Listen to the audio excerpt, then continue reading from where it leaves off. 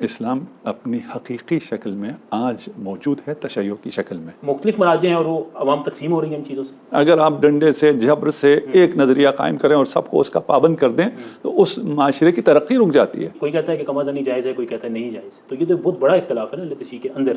Border کے اس پار اگر چاند نظر آ گیا تو اس پار والے کے لیے عید نہیں ہے. یہ بارڈر کیا کہتا ہے؟ بارڈر کا کوئی معنی نہیں ہے. ماتم آپ کا قرآن و سنت سے لوگ کہتے ہیں کہاں ثابت ہے؟ رسول خدا محمد مصطفیٰ خاتم الانبیاء والمرسلین کی عزاداری ہے شہادت سے پہلے. 12 مقامات پر رسول خدا نے امام حسین کے لیے گریہ کیا, عزاداری کی ہے. شیعہ صحابہ کو برا بلا کیوں کہتے ہیں, خاص طور پر اصحاب ثلاثہ کو؟ نہیں کہتے.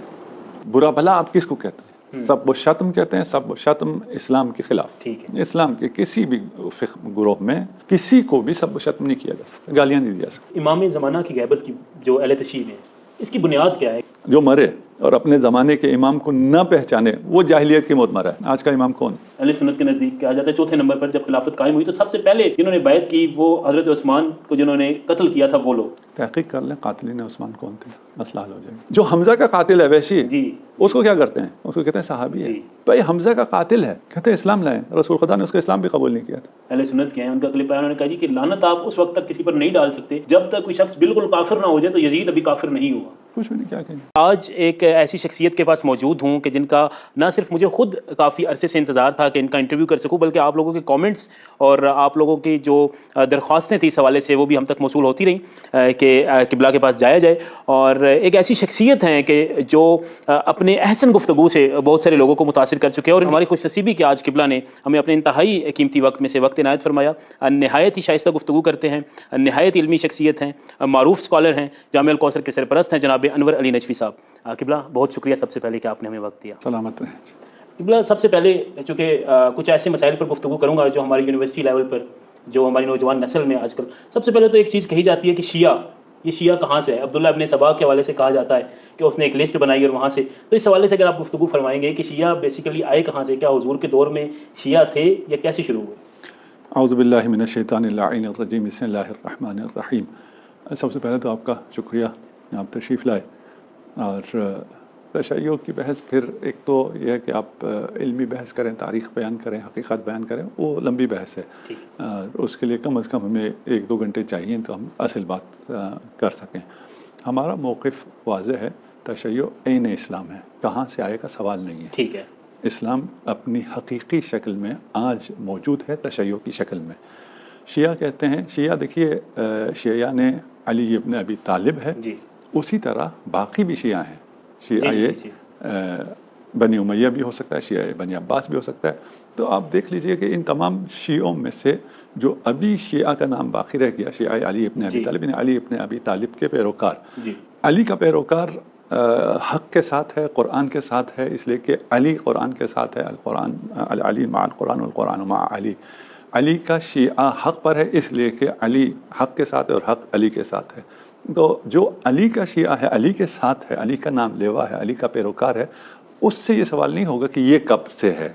جو نہیں ہے اس سے سوال ہوگا تم کب سے ہو. ٹھیک ہے, بالکل ٹھیک ہے. اچھا قبلہ, بالکل آپ نے تاریخ بیان کی. عقیدہ توحید کے حوالے سے شیعہ میں, اب آپ نے شیعہ کا بتایا تو اس میں عقیدہ توحید کے حوالے سے بہت سوال کیے جاتے ہیں کہ آج کل جس طرح اہل تشیع ممبروں سے, خاص طور پہ ذاکرین کی اگر ہم دیکھیں تو ان کی گفتگو, ان کے قصائد میں ایسی چیزیں ہوتی ہیں کہ وہ اس کو غلو کہا جاتا ہے. کوئی کہتا ہے کہ یہ اصل میں شیعہ کا جو ہے وہ عقیدہ توحید یہ ہے, تو یہ چھپنے کی کوشش کرتے ہیں. تو عقیدہ توحید کیا ہے اہل تشیع کا؟ عقیدہ توحید علماء سے لیا جاتا ہے, جسے کسی بھی مکتب میں. ٹھیک ہے. اگر آپ کہیں کہ ان کا عقیدہ کیا ہے تو وہ پھر علماء اور ان مکتب کے نمائندگان, اس مکتب میں جو کتابیں لکھی جاتی ہیں وہ عقیدہ بیان کرتے ہیں. اس عقیدے کو آپ علماء سے نہ لیں اور جہال سے, جو کہ ہر مکتب میں, ہر مسلک میں. ایسا نہیں ہے کہ صرف شیعہ میں ایسے ہیں جنہیں صحیح عقیدہ توحید کا علم نہیں ہے اور ان پہ ہم اعتراض کریں. اعتراض کا حق تو ہمیں ہے کہ آپ کے مراکز علمی سے جو توحید بیان ہوتا ہے وہ توحید نہیں ہے. ہم پھر بھی اعتراض نہیں کرتے. ہم اتنے حساس ہیں توحید پر کہ ہم توحید پر اٹھنے والے اشکالات کو, جو جہالت پر مبنی ہیں, اور وہ جہالت پر مبنی جو اشکالات ہیں وہ آپ کے مراکز علمی سے اٹھتے ہیں, اور ہم پھر بھی خاموش ہیں توحید کی حفاظت کے لیے. آپ ہمارے کچھ جاہلوں سے, مجھ جیسے کچھ جاہل کی گفتگو پر اگر یہ کہیں کہ یہ دیکھو جی اس کو توحید نہیں آتی ہے, تو یہ تو کوئی بات نہ ہوئی. اصل کسی بھی مکتب فکر کا عقیدہ اس کے علمی کتابوں سے, علمی شخصیات سے, علمی مراکز سے لیا جا سکتا ہے. وہاں اگر توحید میں کوئی جول ہو تو پھر کہہ سکتے ہیں. میں ایک بات کرتا ہوں, میں کہتا ہوں حقیقی توحید صرف مولا الموحدین ہی تعلیم دے سکتے ہیں. حقیقی توحید کی تعلیم وحی کے علاوہ ممکن نہیں ہے, اور وحی سے جو توحید جس نے لی اور سنبھال کے رکھی اور اس کو بیان کرتے ہیں وہ فقط اور فقط مکتب تشیع ہے. ٹھیک ہے قبلہ, مکتب تشیع میں تقلید کے حوالے سے مختلف, اب جیسے آج کے جو شیعہ ہیں مختلف مراجع ہیں, ان کی مختلف چیزیں ہیں, تو وہ مختلف مراجع کی جو مختلف چیزوں پر الگ الگ رائے ہے, جیسے زنجیر زنی پر, یا جیسے ایک معاملہ شہادت ثالثہ کا ہے اس پر, تو اس سے آپ نہیں سمجھتے کہ مختلف مراجع ہیں اور وہ عوام تقسیم ہو رہی ہیں ان چیزوں سے, ان کے مختلف خیالات سے؟ نہیں, عوام کوئی تقسیم نہیں ہوتی ان چیزوں سے. ٹھیک, ابھی ہم اس پہ نہیں آتے کہ آیا واقعا مین سٹریم علماء میں مراجع میں کوئی اختلاف ہے بھی ان موضوعات پر یا نہیں, ابھی اس پہ ہم نہیں آتے. ٹھیک ہے, ابھی اس کو ہم بیان کرنے نہیں جاتے. ایک مسئلہ یہ ہے کہ آپ ایک اعتراض یوں اٹھا سکتے ہیں کہ بھئی اگر آپ مکتب اہل بیت ہیں اور فقہ آل پر ہیں تو فقہ آل کے فقہا الگ الگ فتویٰ کیوں دے رہے ہیں؟ ٹھیک ہے جی, اب وہ فتویٰ جو بھی ہو, جی جی, جزئی اختلافات ہیں تو الگ الگ کیوں دے رہے ہیں؟ اس کا مطلب یہ ہے کہ ان کے پیچھے ایک فقہ نہیں ہے. ٹھیک ہے, یہ کہا جا سکتا ہے. بہت اس کو علمی لحاظ سے ہم نے بہت زیادہ ایڈوانس لیول پہ لے کے, جس کا جواب نہیں ہے. اس کا جواب کیا ہے؟ آپ کا قرآن ایک ہے یا نہیں ہے؟ ایک ہے قرآن. اس کو بیان کرنے والوں میں کتنا اختلاف؟ بہت اختلاف. اور قرآن کی اس میں فرق آ جائے گا؟ نہیں, قرآن ایک ہی ہے. ٹھیک ہے, اس کو سمجھنے والے اسے مختلف انداز میں سمجھتے ہیں. ٹھیک ہے, اس سے یہ نہیں ہوتا کہ یہ اگر قرآن ایک ہے تو اس کی اتنی مختلف تفاسیر کیسے ہیں. اس کی یہ سمجھ ہے, اس کی یہ سمجھ, اس کے پاس اس سمجھ پہ دلیل ہے, اس کے پاس اس سمجھ پہ دلیل. سمپل ہے. اس میں امت میں اختلاف نہیں آتا ہے. دیکھیں ہم دونوں ابھی بیٹھے ہیں, گفتگو کر رہے ہیں, آپ کی نظر اور ہے, میری نظر اور ہے. ہمارے اس اختلاف رائے سے آیا امت کمزور ہوتی ہے؟ یہ کسی بھی معاشرے میں اختلاف رائے سے وہ معاشرہ کمزور ہوتا ہے یا اس معاشرے میں طاقت آتی ہے؟ اس معاشرے کا حسن اختلاف رائے ہے. اگر آپ ڈنڈے سے جبر سے ایک نظریہ قائم کریں اور سب کو اس کا پابند کر دیں تو اس معاشرے کی ترقی رک جاتی ہے. بالکل ٹھیک ہے. تو یہ جو آپ کہہ رہے ہیں کہ معاشرہ بڑھ جاتا ہے, نہیں بڑھتا. کیوں بڑھتا ہے؟ علمی اختلاف سے معاشرہ نہیں بڑھتا, علمی اختلاف سے معاشرہ ترقی کرتا ہے. لیکن قبلہ ہم دیکھتے ہیں کہ جب مراجع سارے تعظیم کے قابل ہیں تو وہ مختلف, ان کی کوئی کہتا ہے کہ کما زنی جائز ہے, کوئی کہتا ہے نہیں جائز. تو یہ تو بہت بڑا اختلاف ہے نا اہل تشیع کے اندر. نہیں, کوئی بڑا اختلاف نہیں. کیا بڑا اختلاف ہے؟ جو کہتا ہے جائز ہے اس کے مقلدین انجام دیں, جو کہتا ہے جائز نہیں ہے اس کے مقلدین انجام نہ دیں. اس میں کیا اختلاف ہے؟ اس میں کوئی ایسا اختلاف تو نہیں ہے نا.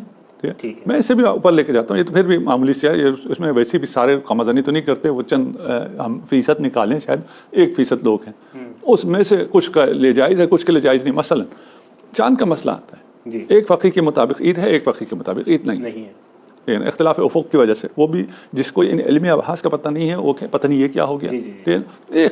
وہ ہے ایک علمی اختلاف ہے کہ چاند کہاں نظر آنا کافی ہوتا ہے, کس کے لیے, اس کے افق میں یا پوری جس جہاں رات مشترک ہے اس سب میں ایک کہیں چاند نظر آ جائے. یہ جو جغرافیہ ہے, آپ نے انڈیا میں عید ہو گئی, پاکستان میں نہیں ہوئی کیونکہ ہماری رویت ہلال نے نہیں کہا, اور وہاں آپ اس کو چلے جائیں بارڈر کے اوپر, بارڈر کے اس پار جو رہ رہا ہے, بارڈر کے اس پار اگر چاند نظر آ گیا تو اس پار والے کے لیے عید نہیں ہے. یہ بارڈر کیا کہتا ہے؟ بارڈر کا کوئی معنی نہیں ہے. اسلامی نقطہ نظر سے اس لکیل کی لائن آف کنٹرول کی کوئی حیثیت نہیں ہے کہ ادھر والے کے لیے عید ہو, ادھر والے کے لیے نہ ہو. یہ 14 اگست اور 15 اگست تو نہیں ہے کہ ہم 14 اگست وہ 15 اگست, ایسا تو نہیں. تو اس کے اپنے شرعی موازین ہوں گے. ٹھیک ہے, ان شرعی موازین پر کچھ کہیں عید ہے, کچھ کہیں نہیں ہے, تو کیا ہوگا؟ کچھ بھی نہیں. عید جسے ہم عید کہتے ہیں اور اس کے بنا پر سب معصیت کرنے کے لیے نکل جاتے ہیں. ٹھیک, اور میں کہوں جی میں تو معصیت کر سک رہا ہوں, میرا بھائی روزہ رکھ رہا ہے, یہ تو شرعاً عید ہی نہیں.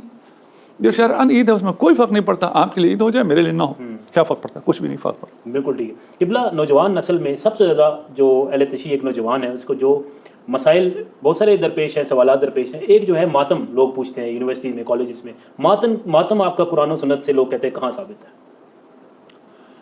دیکھیے, ایک تو ہر چیز قرآن سے ثابت نہیں ہوتی. ٹھیک ہے, اب یہ ثابت ہو سکتا ہے, لیکن میں ایک بات کر رہا ہوں کہ اگر آپ سے کہیں یہ قرآن سے ثابت کرو تو آپ صبح کی 2 رکعت نماز بھی قرآن سے ثابت نہیں کر سکتے, پھر صبح کی نماز بھی نہ پڑھیں. ٹھیک, ماتم عزاداری, ٹھیک ہے, امام حسین کی شہادت سے پہلے رسول خدا محمد مصطفیٰ خاتم الانبیاء والمرسلین کی عزاداری ہے شہادت سے پہلے. اس سے پہلے تمام انبیاء کی عزاداری ہے. اس سے پہلے حضرت آدم کی عزاداری ہے. ابھی تو شہید بھی نہیں ہوئے, ابھی تو پیدا بھی نہیں ہوئے. اس عزاداری پہ آپ کہہ رہے ہیں کہ یہ سوال ہے, کہ یہ سوال کہاں سے آ گیا؟ اگر آپ کو یہ بات ثابت ہو جائے, اور ہمارے ہاں تو ثابت ہے, روایات اہل سنت میں بھی 12 مقامات ہیں, 12 روایات نہیں ہیں, 12 مقامات پر رسول خدا نے امام حسین کے لیے گریہ کیا, عزاداری کی ہے. بالکل ٹھیک ہے. جس مقام پر ختمی مرتبت کا آنسو گرے, اس مقام پر امتی کا خون بہنا چاہیے. بے شک. وہ کہہ جی رسول خدا نے کب ماتم کیا ہے؟ یہ کم ہے ماتم. رسول کا گریہ ماتم ہے, میرا ماتم اور ہے. میں اپنے اوقات کے مطابق, اپنی حیثیت کے مطابق جو عزاداری کروں گا وہ ماتم ہے. اور پھر ماتم تشیع میں واجب نہیں ہے. ٹھیک ہے. یہ عزاداری کے اظہار کا ایک ذریعہ ہے. ٹھیک ہے. آپ کو محبت ہے اہل بیت سے, آپ کو محبت ہے رسول اللہ سے, آپ رسول اللہ کے آنکھوں میں آنسو دیکھ کر ماتم کرتے ہیں. اس کے ثبوت کے اور کیا ثبوت چاہیے؟ ہم نے کہا واجب نہیں ہے. یہ محبت کا اظہار ہے. ان میں سے میں بہت سے لوگوں کو جانتا ہوں, اور ایک ایکسپیرینس ابھی بالکل ریسنٹ ہے. اچھا. چند ہفتے پہلے کا. میں زیادہ ڈیٹیل میں نہیں جاتا. ایک اہل سنت برادر تھے, انہوں نے کہا کہ ہمیں اہل بیت سے محبت تو ہے, لیکن عقیدت بھی ہے, اور ماتم ہمیں قبول نہیں ہے. اچھا. ٹھیک, کس نے کہا آپ سے ماتم کرو؟ آپ کو اگر کسی نے کہا ہو ماتم کرو, ماتم کرنا واجب ہے, ضروری ہے, تو پھر تو آپ کہنا بھائی میں اس کو نہیں مانتا. جی جی. آپ نہیں مانتے, نہیں کرو. واجب تو ہے نہیں مانتے, نہیں کرو. کس نے کہا؟ ٹھیک. 1 گھنٹے کی بات ہوئی, اس کے بعد اگلے دن وہ ماتم کر رہے تھے. اچھا. بھائی کیا ہوا؟ ہم نے تو کہا ضروری نہیں ہے. وہ جو محبت پیدا ہو گئی نا آپ کے ساتھ بیٹھ کے, محبت پہلے تھی. اہل سنت بھی محبت کرتے ہیں اہل بیت سے, شک نہیں ہے. محبت تو پہلے تھی, لیکن کچھ کنفیوژن تھی. وہ جب حل ہو گیا تو میرا ہاتھ خود اٹھا. یعنی اس سے زیادہ میں نہیں بولتا, میں نہیں چاہتا کہ یہ باتیں یعنی اس شخص تک آپ پہنچے, لیکن یہ بے تحاشا ایسی مثالیں ہیں. ایک علماء اہل سنت میں سے ایک صاحب یہی سوال لے کے والد صاحب کے پاس. اچھا. یہ والد صاحب نے جواب دیا, ہم نے انہیں سے سیکھا, ہمارا تو کوئی علم کہ بھائی کوئی ضروری نہیں ہے, کوئی واجب نہیں ہے. آپ کس نے کہا ہے نہ کرو ماتم؟ وہ جلوس میں گئے, ماتم شروع کر دیا. ماتم آپ وہ جو مثلا شروع میں آ رہا ہے, وہ اس شیعہ جوان کی طرح تو ماتم نہیں کرے. اس کا عشق کا لیول یہ ہے کہ وہ زمین پہ ہی نہیں رکتا. اپنے آپ کو پیٹنے کے لیے اس کا عشق کا لیول اور ہے, اس کا وہ باقی زینے چڑھ کے یہاں تک پہنچا ہے. ٹھیک ہے, ان کا ہاتھ بھی اٹھنا شروع ہو گیا. یہ نہ کرو بھائی, کیا کر رہے ہو؟ کہتا اپنا اختیار نہیں, بے اختیار ہو کر, بے اختیار. یہ ایک عشق کا اظہار ہے. اس عشق کا اظہار وہ محمد و آل محمد سے, اور محمد و آل محمد میں اہل بیت نہیں, سب سے پہلے خود ختمی مرتبت سے عشق ہے. ان کی آنکھوں میں آنسو ثابت ہیں. جی جی. شہادت سے پہلے, جی شہادت سے پہلے ثابت ہے. ہم شہادت کے بعد بھی گریہ نہ کریں. بالکل ٹھیک ہے قبلہ, اور بڑے اچھے طریقے سے آپ نے سمجھایا, اور یہی تو آپ کی خوبی ہے کہ آپ بہت بڑے بڑے سوالوں کو بہت اچھے طریقے سے. اچھا, ایک بہت ہی اہم معاملہ قبلہ آپ سے پوچھنا بہت ضروری تھا. آج کل بہت سارے خاص طور پر اہل سنت میں کئی سادات ایسے ہیں, کئی لوگ ایسے ہیں جو توہین رسالت یا توہین صحابہ یا توہین کے مقدمات اس وقت بھگت رہے ہیں, اور کوئی جیلوں میں ہیں, کئیوں کے ٹرائل چل رہے ہیں. تو لوگ کہتے ہیں کہ ہم نے تو کوئی ایسی بات نہیں کی کہ جس پر توہین کا, تو کیا کوئی پاکستان میں اس قانون کو, توہین کے قانون کو ریگولیٹ ہونا چاہیے, کوئی چینج ہونا چاہیے, سب کو بیٹھ کر کرنا چاہیے کہ اصل میں توہین کی تعریف ہے کیا, توہین کس کو توہین سمجھا جائے گا؟ اس قانون کے ہم خلاف ہیں, اور پھر قانون کے خلاف پھر بھی نہیں ہے, قانون کی جو امپلیمنٹیشن ہے اس کے خلاف. ٹھیک ہے. مثلا آپ اس کو چھوڑ دیجیے, توہین صحابہ ان کو چھوڑ دیجیے, توہین رسول میں تو سب متفق ہیں, لیکن اس پہ جس طرح عمل درآمد ہوتا ہے وہ صحیح نہیں ہے. قوانین کی کوئی کمی نہیں ہے. ابھی مسئلہ یہ نہیں ہے کہ اس قوانین کو کس طرح وہ کیا جائے, ریگولیٹ کیا جائے, وہ تو مزید قوانین لانے کے در پہ ہیں. جی جی جی. ان کو تو یہ بھی کم لگ رہا ہے. اس لیے ایک معاشرے میں شعور آنا چاہیے. ٹھیک ہے. دیکھیے, یہ بات تمام فرقوں میں اسلام میں واضح ہے کہ اگر اس پر کوئی سزا بنتی بھی ہے تو حاکم شرع کو یہ سزا دینی ہے, ہر شخص یہ سزا نہیں دے سکتا ہے. بالکل ٹھیک. اچھا, یہ سمجھ میں لوگوں کو بات نہیں آتی ہے, اور اس میں اگر بیٹھ کے وہ بات کریں, ابھی کہتے ہیں نا عدالتوں میں چلے جاؤ, علماء بھی یہ کہتے ہیں عدالت میں چلے جاؤ, عدالت میں ثابت, یہ عدالت شرعی عدالت ہے کہ عدالت آیا یہ حکم دے سکتی ہے. جو حنفی ہیں یہ طلاق کے کیسے جاتے ہیں کورٹ میں, کورٹ طلاق دے دیتی ہے. یہاں ابھی علماء اس طلاق کو مان رہے ہیں, ہمارے ملک کے ہمارے علماء اہل سنت اس کو مان رہے ہیں. اب حنفی فقہ پر ابو حنیفہ سے پوچھیں تو وہ کہتے ہیں اسلامی کوڈ. ٹھیک ہے, شرعی کوڈ. شرعی نہیں, شرعی سے آپ نے جیسے شرعی کوڈ قائم کیا یہ نہیں, یہ شرعی کوڈ نہیں ہے نا. ہاں, آپ نے جو شرعی کوڈ, یعنی ایک غیر شرعی حکومت نے جو کوڈ قائم کیے ہیں شرعی کوڈ کے نام سے, وہ بھی شرعی نہیں ہے نا. ٹھیک ہے, بالکل ٹھیک. اس کا اختیار حاکم شرع کو ہے. سب سے پہلے حاکم شرع چاہیے, شرعی حکمران چاہیے. وہ شرعی حکمران شرعی کوڈ بنا سکتا ہے, وہ شرعی کوڈ کسی کو سزا دے سکتی ہے. بالکل ٹھیک. تو ہر آدمی کے اختیار میں یہ نہیں ہے کہ وہ خود اس سے قاضی بنے, خود ہی. لوگ اٹھتے ہیں گستاخ رسول کہہ کر اور ایک ہی سزا سر تن سے جدا کہہ کے, تو گلا. اور وہ جب خود گستاخی کرتے ہیں تو پھر کیا ہوتا ہے, جب ان کے اوپر الزام آتا ہے گستاخی کا, یہی نعرے لگانے والے پھر وہ توجیہات بیان کرنا شروع کرتے ہیں. بالکل ٹھیک ہے. اور قبلہ, لیکن آپ جیسے لوگوں کو اس میں کردار ادا کرنا چاہیے, اس چیز کو حکومت وقت تک آپ کی رسائی بھی ہے, آپ جیسے لوگوں کو اس میں کوئی قانون میں کوئی ان کی مدد کرنی چاہیے ریگولیٹ کرنے میں. اس میں حکومت کی بھی بہت سی مجبوریاں ہیں.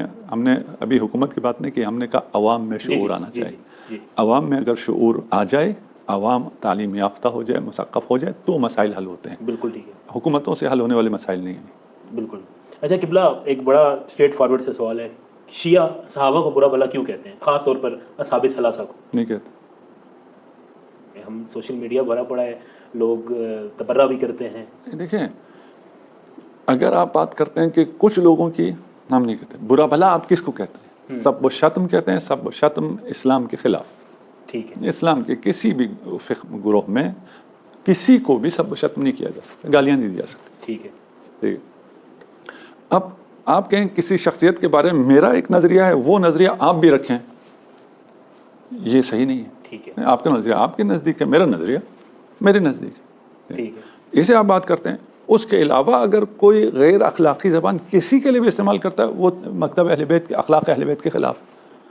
جتنا اسے باقی لوگ کنڈم کریں گے اتنا ہم بھی کنڈم کریں گے. رہ گیا کہ گالم گلوچ اور یہ غیر اخلاقی چیزیں مسلم معاشرے میں نہیں ہیں, تو آپ کیا کہیں گے, یہ اسلام کا حصہ ہے؟ نہیں, اسلام کا حصہ نہیں ہے. مسلمانوں میں یہ باتیں ہیں, ہے نا. آپ کہیں جی آپ ہم بازار میں جاتے ہیں تو یہ غیر اخلاقی حرکتیں, یہ غیر اخلاقی زبان, ٹھیک ہے نا, یہ گالم گلوچ عام ہے ٹھیک ہے بازار میں, معاشرے میں, اس کا مطلب ہے اسلام میں ہے. ہم کہیں نہیں, اسلام میں نہیں ہے. لوگ جو کرتے ہیں غلط کرتے ہیں. آپ بھی یہی بات تشیع کے بارے میں کہیں, آپ کہنا ہے تو جو لوگ انجام دیتے ہیں اس کا مکتب ذمہ دار نہیں ہے. ٹھیک ہے. تو یہ جو مسئلہ فدق ہے, یا مسئلہ یہ جو دوسرا بیان کیا جاتا ہے کہ دروازہ گرایا گیا, ان واقعات کو لے کر لوگ ان پر سب و شتم کرتے ہیں اور گالم گلوچ, تو ان واقعات کی کس حد تک حقیقت ہے؟ یہ ہم یہ کہہ رہے ہیں, یہ نظریہ ہے, یہ واقعات ہوئے ہیں. اس میں یہ صرف شیعہ نہیں کہتے, یہ اسلام کے مسلمہ حقائق ہیں. یہ اس میں تاریخ میں کوئی اختلاف نہیں ہے. جزیات میں اختلاف ہو سکتا ہے, یہ ایک مسلم چیز ہے. مثلا پہلے خلیفہ بنے نہیں بنے, مسلم میں بنے, ٹھیک ہے نا. اسلام میں رسول کے بعد پہلا خلیفہ کون بن گیا؟ حضرت ابوبکر بن گیا. اس میں کوئی اختلاف ہے؟ اس میں کوئی شیعہ سنی ہے؟ کوئی شیعہ سنی نہیں, ٹھیک ہے نا. جناب سیدہ سے فدق لیا گیا, اس میں کوئی اختلاف ہے؟ کوئی اختلاف نہیں, کسی آدمی کا اختلاف نہیں, ٹھیک ہے نا. اختلاف کہاں آئے گا؟ حق کس کے ساتھ. یہاں بھی اہل سنت کی غالب اکثریت جناب سیدہ کے ساتھ. ٹھیک. پھر کون سا شیعہ سنی؟ کوئی شیعہ سنی نہیں. اب جو بیچارے عوام ہیں پتہ نہیں ہے, وہ کہتے ہیں جی یہ شاید جھوٹ ہے, یا اس کو آپ بیان کر رہے ہیں تو اس کا مقصد یہ ہے. یہ تاریخی حقائق ہیں, تاریخی حقائق کو چھپایا جائے, کیا کیا جائے؟ ہمارے بزرگوں نے نہیں چھپایا, نہ اہل سنت کے اکابرین نے چھپایا, علماء نے چھپایا, نہ ہمارے سب نے لکھا. اہل سنت علماء نے لکھا, تبھی تو یہ مسلمہ تاریخی حقیقت بنی نا, نہیں تو صرف ہو جاتا ہے رافضوں نے لکھا ہے. بالکل ٹھیک. یہ تاریخی حقائق ہیں, یہ ہوئے ہیں, یہ واقعات پیش آئے ہیں. اس کا انکار کوئی کر سکتا ہے؟ کوئی انکار نہیں کر سکتا اس کا. لیکن یہ ایسے تاریخی حقائق ہیں کہ اگر آج اس کو بیان کیا جائے تو لوگ گستاخی صحابہ کے فتوے لگا دیتے ہیں. نہیں, کوئی بھی نہیں. یہ ساری کتابیں ان کو پھاڑ کے پھینکنی پڑیں گی اپنی. یہ دیکھیں, میں ابھی کہہ رہا ہوں فدق ہوا ہے, اگر اس پہ میں گستاخ ہوا ہوں تو مجھ سے پہلے وہ تمام علماء اہل سنت گستاخ ہوئے جنہوں نے یہ لکھا ہے. نہیں ہو سکتا. آج آپ جا کے کسی عالم اہل سنت سے پوچھیں فدق کا واقعہ ہوا تھا نہیں ہوا تھا, انکار نہیں کر سکتا, کوئی بھی انکار نہیں کر سکتا, کوئی بھی نہیں, کوئی جھوٹ بولے الگ مسئلہ, کوئی بھی نہیں کہہ سکتا کہ نہیں ہوا تھا, ہوا تھا. کیا وہ گسا ہو گیا؟ نہیں. ٹھیک ہے نا, یہی کہہ رہے ہیں, سب و شتم الگ ہے, توہین الگ ہے. ٹھیک ہے نا, عقیدہ کہ یہ ہوا تھا یا نہیں ہوا تھا. دیکھیں ایک آدمی جاہل ہے, اس بیچارے کو کچھ پتہ نہیں ہے, اس نے کوئی عقیدہ رکھنا ہی نہیں ہے, اسلام میں کیا ہوا تھا کیا نہیں ہوا تھا مجھے کوئی پتہ نہیں, میں مسلمان. ٹھیک ہے بھائی, تو مسلمان. ایک تاریخ کا, حدیث کا, قرآن کا اسٹوڈنٹ ہے, وہ پڑھتا ہے, اس کے سامنے آتی چیزیں, اب وہ کیا کرے؟ وہ ان تمام, اب وہ آپ کو پھاڑ کے پھینک دے, آپ کو اہل سنت کی آدھی کتابیں پھاڑ کے پھینکنی پڑیں گی, دریافت کرنا پڑے گا, ہر جگہ ہے.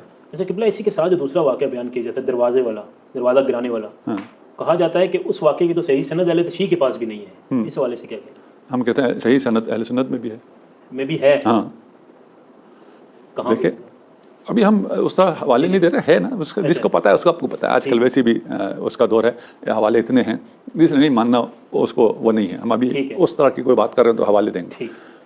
میں دوبارہ کہتا ہوں, تفصیل میں فرق ہے. ٹھیک ہے نا, اصل واقعہ ہوا نہیں ہوا مسلمات تاریخ میں سے ہے کہ ہوا ہے. اصل واقعہ ہوا ہے. ٹھیک ہے نا. اب تفصیل میں مثلا اس میں وہ کہتا ہے یہ دروازہ ہی نہیں ہوتا تھا. اول تو یہ غلط ہے کہ دروازہ ہی نہیں ہوتا تھا. بھائی آپ اس واقعے کا انکار کے لیے کریں گے دروازہ ہی نہیں ہوتا تھا اس زمانے میں, وہ آپ چلے جائیں دروازے کتنے ہوتے تھے. انا مدینۃ العلم وعلی بابو.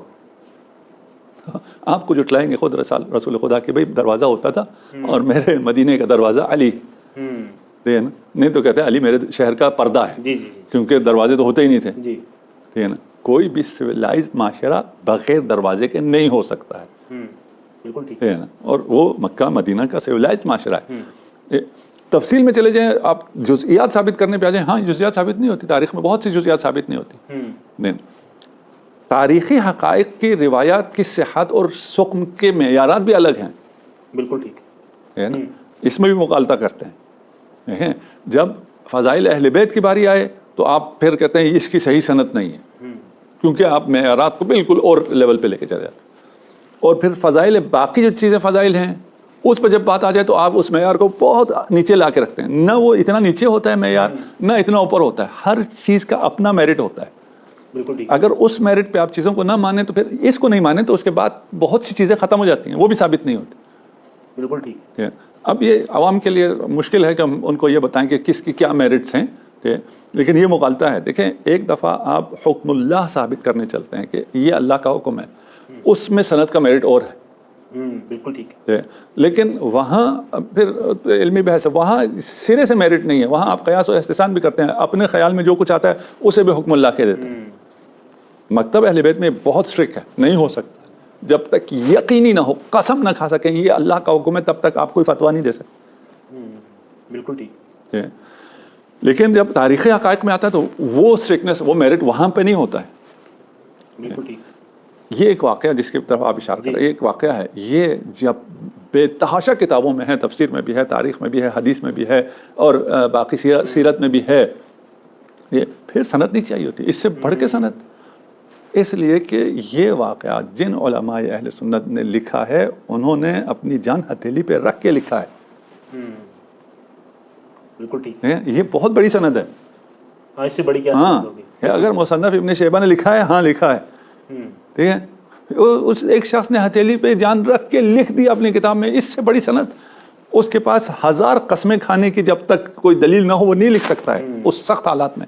آپ آج کہہ رہے ہیں نا آج نہیں بول سکتے, فتویٰ لگ جائے گا. اس وقت تو فتویٰ کی ضرورت ہی نہیں تھی. اس وقت تو عدالتیں بھی تھیں اور وہ ایگزیکیوٹ کرنے والے بھی وہ جابر حکمران تھے بنی عباس کے, بنی امیہ کے. ان کے ہوتے ہوئے یہ چیزیں کیسے لکھی گئی؟ حق تھا اس لیے لکھی گئی, سچ تھا اس لیے لکھی گئی. بالکل ٹھیک ہے. ایک اور اعتراض بڑا اہم کہ امام زمانہ کی غیبت کی جو اہل تشیع ہے اس کی بنیاد کیا ہے؟ کیونکہ اہل سنت تو کہتے ہیں کہ انہوں نے ابھی پیدا ہونا ہے اور پھر ان کا ہونا ہے. اس کی کیا بنیاد ہے غیبت کی؟ بیسیکلی ہمارا عقیدہ ہے, ہم بنیاد ہم کی حقائق ہے نا. ایک شخص جب دنیا میں آیا ہے, یہ ایک بنیادی اسلامی عقیدہ ہے, اس کے بغیر کسی شخص کا اسلام مکمل نہیں ہوتا ہے. غیبت کے عقیدے کے بغیر؟ جی. اگر اسے نہ مانے جی تو آپ کے اتنی بڑی مشکل میں آپ پھنس جائیں گے کہ اس کا جواب آپ کیا دیں گے. شیعہ سنی دونوں اس بات پر متفق ہیں. اب اہل سنت بیان نہ کرتے ہوں وہ الگ مسئلہ ہے. یعنی ان کی کتابوں میں ہم سے زیادہ لکھا ہے من مات ولم یعرف امام زمانہ. تعبیر مختلف ہیں جی اس کی 10-15 تعبیر ہیں, بات ایک ہی ہے. ٹھیک ہے. جو مرے اور اپنے زمانے کے امام کو نہ پہچانے وہ جاہلیت کی موت مرا ہے. آج کا امام کون, کس کا نام لیں گے؟ بالکل ٹھیک. امام چاہیے ہر دور میں, ہر دور میں, یہ ہر دور کے لیے نا. جی جی جی بے شک. من ماتا, جو مرے اور اپنے زمانے کے امام کو نہ پہچانے. نہیں کہا صرف رسول نے میرے زمانے کے امام کو نہ پہچانے, میرے زمانے کے امام کو میں خود ہوں. کہتے ہیں مجھے نہ پہچانے مر جائے وہ جاہلیت کی. نہیں, ہر زمانے میں جب تک اپنے زمانے کے امام کو نہ پہچانے. یہ اعتراض ہم پہ نہیں آتا, اعتراض ادھر چلا جاتا ہے کہ بھائی آپ کے پاس اس کا کیا جواب ہے؟ آپ جاہلیت کی موت مر رہے ہیں, اسلام پہ مر رہے ہیں, اسلام پہ مر رہے ہیں, کون ہے پھر؟ کیا جواب ہے؟ ہمارے پاس جواب ہے, آپ کے پاس جواب نہیں ہے. سوال آپ پہ چلا گیا, ہم پہ کہاں سے آیا سوال؟ کیا اصل ہے؟ اصل پہ ہم ہیں, ہم ہی اصل ہیں, یہ نا. آپ کو جواب دینا ہے کہ یار اس کا کوئی جواب تو کوئی نام لو, وہ صحیح ہے غلط ہے, میرٹ بات میں دیکھیں گے امام کون ہے. ہاں, اس زمانے میں کون ہے. بالکل ٹھیک. آپ جانتے ہیں جو اس زمانے میں جو دعویٰ کر رہے ہیں امامت کے, جو حکمران ہیں وہ اس میرٹ پر ہیں کہ ان کو جب تک نہ پہچانے تب تک آپ کا دین مکمل نہیں ہو رہا. وہ غیر الہی ہو سکتے ہیں کہ کوئی ایسا لیڈر جو ڈیوائن نہ ہو اور اس کی معرفت پر آپ کا اسلام کے دار و مدار ہو سکتا ہے. تو ہم سے سوال نہیں ہے, سوال آپ سے. ہمارا دل بڑا ہے, آپ سے سوال نہیں کرتے. اسے کیا وجہ ہے؟ آپ نے قبلہ جتنی بھی اعتراضات ہوئے ہیں تو آپ نے اس میں یہی کہا ہے کہ سوال تو ہمیں کرنا چاہیے لیکن ہم نہیں کرتے. کیوں نہیں کیا جاتا سوال ان لوگوں سے؟ ابھی طفل مکتب ہے, تھوڑے بڑے ہو جائیں گے کل. کہا جاتا ہے مولا علی کی جب خلافت قائم ہوئی, اہل سنت کے نزدیک کہا جاتا ہے چوتھے نمبر پر جب خلافت قائم ہوئی تو سب سے پہلے جنہوں نے بیعت کی وہ حضرت عثمان کو جنہوں نے قتل کیا تھا وہ لوگ تھے. تو الزام لگایا جاتا ہے کہ یہ تو آپ لوگ دیکھ لیں کہ کہاں سے چلا ہے یہ سلسلہ. کیا کہتے ہیں اس پر؟ تحقیق کر لیں قاتلین عثمان کون تھے, مسئلہ حل ہو جائے گا. آپ روشنی ڈالیں اس پر تھوڑی. نہیں, ہم یہی کہہ رہے ہیں نا, ہم تو الزام لگانے والوں سے کہہ رہے ہیں نا, آپ تحقیق کریں, سارا مسئلہ حل ہو جائے گا. ٹھیک. پھر اگر آپ کو قاتل سے مشکل ہے تو آپ کو ادھر الزام ہے, ایک بلوا آیا تھا, کوئی پتہ نہیں ہے کون قاتل ہے, بلوا بیچنے والوں کو پتہ ہے, ان سے آپ کی عقیدت ہے. اچھا, ہے نا, بلوائی تھے, باقی ایک نہیں تھے, زیادہ تھے. امیر المومنین کا تو صرف ایک قاتل تھا نا, جی اس کو بیچنے والے کون تھے وہ بھی واضح ہے, اس پہ بھی ہماری پوری ٹاک ہے. ابھی ہم اس کو بھی چھوڑ دیتے ہیں, ہم اسی ایک کو, ٹھیک ہے نا, یہ عبد الرحمن ابن ملجم کو لے لیتے ہیں. یہ ایک جس کے بارے میں یقین ہے کہ یہ امیر المومنین قاتل ہے, اس کے بارے میں جانتے ہیں کیا کہتے ہیں؟ کہتے ہیں مجتہد تھا, اس سے خطا اجتہادی ہو گیا تھا, اس کو ایک ثواب ملے گا. اچھا جی. تو جو حمزہ کا قاتل ہے ویشی, اس کو کیا کرتے ہیں؟ اس کو کہتے ہیں صحابی ہے. بھائی حمزہ کا قاتل ہے, کہتے ہیں اسلام لائیں, رسول خدا نے اس کا اسلام بھی قبول نہیں کیا تھا. کون سا اسلام؟ اگر کوئی مسلمان ہو اور رسول اس کا اسلام قبول کریں تو اس سے منہ پھیر کے اس کو بھگا دیں گے. اس نے دعوی اسلام کیا اس لیے اسے قتل نہیں کیا, لیکن قبول رسول نے نہیں کیا, اسے منہ پھیرا. اس سے آپ ہیرو بناتے ہیں. آپ کہتے ہیں اس نے فتوحات میں بڑا کردار بعد میں انجام دیا. نہیں دیا, وہ دائم الخمر تھا. یہ بھی جھوٹ ہے کہ اس نے فتوحات میں, اس کے لیے جھوٹ سارے اعزازات کیوں دیتے ہیں؟ تو آپ کو قاتلین سے کوئی مشکل نہیں ہے. اگر وہ قاتلین حمزہ ہو آپ کو مشکل نہیں, اگر وہ قاتلین امیر مومنین ہے اس کو مشکل نہیں, اگر وہ قاتلین حسین ہو ان سے بھی آپ کو مشکل نہیں ہے. یہ صرف ایک وہ ہے پروپیگنڈا ہے کہ ادھر قاتلین عثمان, جو قاتلین عثمان حقیقی ان کا تحقیق کرو, آج تحقیق کرو اور آج وہ بیٹھ کے بات کریں کہ جو ہو قاتلین نکل آئیں ان کا پہلے سے طے کر لیتے ہیں ان کے ساتھ کیا کرنا ہے. بالکل ٹھیک. پھر بات آگے تھی, پھر کر لیا, قاتلین نے کر لی بیعت, کیا اس سے کیا ہوتا ہے؟ علی کی خلافت ثابت نہیں ہوگی. آپ خلافت کو کس سے ثابت کرتے ہیں؟ اجماع سے ثابت کرتے ہیں. نومینیشن سے بھی ہو جاتی ہے, اجماع سے بھی ہو جاتی ہے. اجماع بھی وہ مختصر کے لوگوں کی اس میں مزید نہیں جاتا. میں لوگ کہتے ہیں کہ مولا علی کی خلافت تو مانی ہی نہیں لوگوں نے, بہت کم لوگوں نے وہ خلافت مانی تھی مولا علی کی. نہیں, اتفاقاً سب سے زیادہ خلافت جو مانی گئی وہ مولا علی کی خلافت تھی. جو خلافت نہیں مانی گئی وہ پہلی خلافت تھی جس کو لوگوں نے نہیں مانا. دیکھیں آپ ہم سے معمولاً آپ سے مراد یہ اعتراض کرنے والے کہتے ہیں کہ شیعہ صحابہ کو نہیں مانتے. نہیں, ہم صحابہ کو سب سے زیادہ مانتے ہیں. آپ صحابہ کو نہیں مانتے اس لیے کہ آپ ہم سے کبھی کبھار یہ کہا جاتا ہے نا کہ آپ کہتے ہیں صحابہ سارے مرتد. ہم تو نہیں کہتے. آپ کہتے ہیں صحابہ سارے مرتد ہو گئے تھے اس لیے خلافت کے بعد ان صحابہ کو قتل کرنا پڑا, ان کے خلاف جہاد کرنا پڑا, اس لیے کہ وہ مرتد ہو گئے تھے. ان میں کوئی بھی مرتد نہیں ہوا تھا. ہمارا موقف ہے کوئی صحابہ مرتد نہیں ہوا تھا. آپ کا موقف ہے سارے صحابہ مرتد ہو گئے تھے. وہ صحابہ کیوں مرتد ہو گئے تھے؟ اس لیے کہ وہ منکرین زکوٰۃ تھے. منکرین زکوٰۃ کے خلاف جنگ کی جاتی ہے. رسول کی سیرت میں رسول کے زمانے میں صحابی تھے جو منکر زکوٰۃ ہوئے, رسول نے انہیں قتل نہیں کیا. بالکل ٹھیک ہے. تو منکر زکوٰۃ کو تو قتل نہیں کیا جاتا. یہاں تو نعرے لگتے ہیں ہر صحابی نبی جنتی جنتی. ہم یہ کہہ رہے ہیں نا, اس میں آپ خود مخالف ہیں اس کے. آپ کہتے ہیں کہ صحابی سارے, کیونکہ آپ جب کہتے ہیں نا یہ جو مرتد ہو گئے تھے منکرین ہو گئے تھے ان کے خلاف جہاد کیا حضرت ابوبکر نے, تو وہ سارے کون تھے؟ صحابی تھے نا. تو آپ الزام لگاتے ہیں صحابی کے خلاف. آپ ان کو مرتد ہونے کا فتویٰ بھی لگاتے ہیں, اس بنا پہ ان کو قتل بھی کرتے ہیں. مالک ابن نویرہ کو قتل کیا. کیوں قتل کیا؟ مرتد ہو گیا تھا. کیسے مرتد ہوا تھا؟ رات کا کھانا ساتھ کھایا, نماز ساتھ پڑھی, پھر نظر پڑ گئی مالک کی بیوی پہ تو رات میں سر اتار لیا, مرتد ہو گیا. صحابی تھا نا. تو ہم صحابہ کو بھی ہم مانتے ہیں, صحابہ کی عظمت کے بھی ہم قائل ہیں. خلافت پہ امیر المؤمنین کا اجماع ہوا ہے, سب نے مانا ہے. اس کے بعد عدل علی برداشت نہیں ہوا. بہت بڑی بات ہے. کیونکہ عدل علی برداشت نہیں ہوا, وہ بھی کس سے؟ ایک مراعات یافتہ طبقے سے. جب وہ مساوات نبی دوبارہ پلٹ کے آئی اور کچھ کو مراعات کی عادت ہو گئی تھی, اس وجہ سے یہ کچھ لوگ بلوائی باہر آئے اور انہوں نے لوگوں کو جمع کیا. وہی ہیں جنہوں نے بیعت کی تھی پہلے.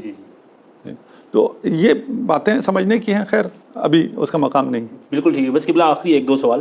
آج کل ایک فضا قائم کی جا رہی ہے جس میں یزید کو بھی بچانے کی کوشش کی جا رہی ہے. آج بھی ایک مولانا صاحب ہیں اہل سنت کے ہیں, ان کا کلپ آیا, انہوں نے کہا جی کہ لعنت آپ اس وقت تک کسی پر نہیں ڈال سکتے جب تک کوئی شخص بالکل کافر نہ ہو جائے. تو یزید ابھی کافر نہیں ہوا.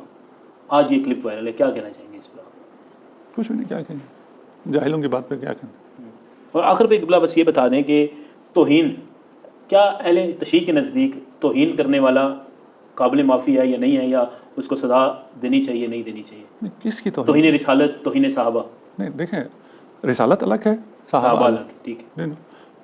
آپ کی توہین بھی جائز نہیں, کسی مومن کی توہین جائز نہیں ہے. ٹھیک ہے. لیکن اس پر حد کیا لاگو ہوگی اگر کوئی توہین رسالت کرتا ہے؟ توہین رسالت الگ ہے, اس کو آپ ساتھ اس میں نہ کریں. توہین رسالت بالکل الگ چیز. ٹھیک ہے. ہم نے کہا اس میں حد ہے, حد کا حق بھی شرعی عدالت کو ہے. تو اس دور میں اگر کوئی کرتا ہے جو کہ شرعی عدالت تو ہے نہیں, تو پھر اس کا کیا ہوگا؟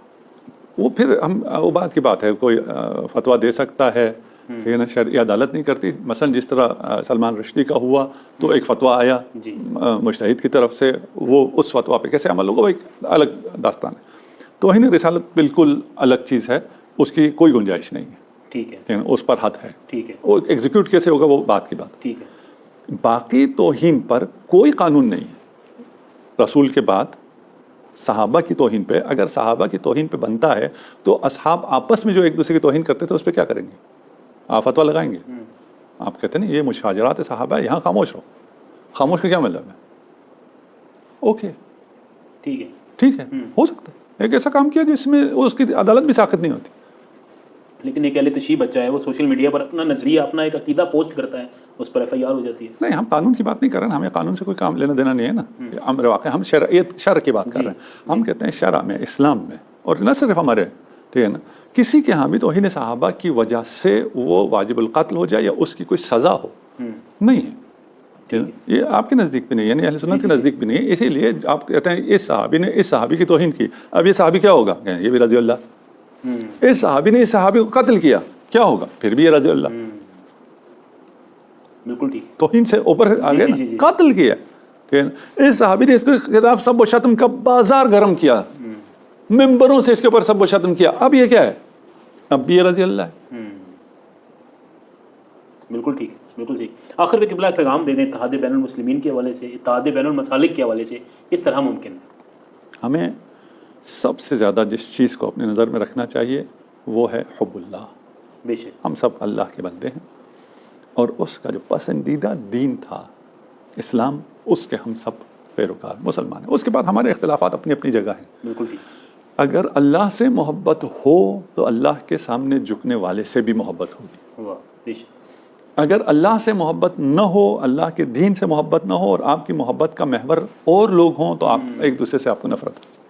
بالکل ٹھیک ہے. قبلہ ایک دفعہ پھر آپ کا بہت شکریہ کہ آپ نے اپنے قیمتی وقت میں سے وقت عنایت فرمایا. جی تو ناظرین، آپ نے سنی وہ تمام باتیں، وہ تمام سوالات جو آپ لوگ کامنٹ سیکشن میں پوچھ رہے تھے اور قبلہ کے حوالے سے کہ آپ ان سوالوں کے جواب قبلہ سے لیں، تو وہ میں نے سوال ڈائریکٹ قبلہ کے سامنے رکھے اور انہوں نے بہت ہی آسان طریقے سے ان تمام سوالات کے جوابات دیے. اجازت دیجیے اگلے پوڈ کاسٹ تک کے لیے. اللہ حافظ.